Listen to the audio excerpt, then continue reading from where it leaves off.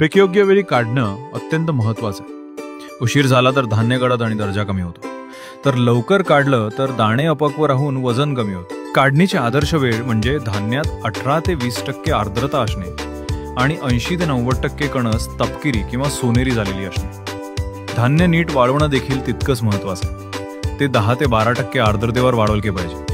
उन्हात पातळ थरात पसरवून प्रत्येक 2-3 तासांनी उलटसुलट करणे आवश्यक आहे। योग्य वाळवण न झाल्यास बुरशी व कीड यामुळे मोठ नुकसान होऊ शकते। धान्याची सुरक्षित साठवणही काळजीपूर्वक करावी लागते। कोरड्या आणि हवेशीर जागेत गोण्या किंवा ड्रममध्ये धान्य बंद करून ठेवा।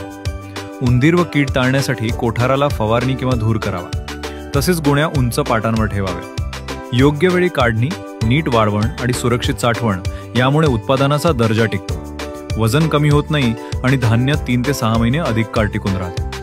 काढणीपासून विक्रीपर्यंत शेतकऱ्याचा खरा साथी म्हणजेच माय किसान। आजच माय किसान ॲप डाउनलोड करा आणि तुमच्या शेतीचा नफा वाढवा।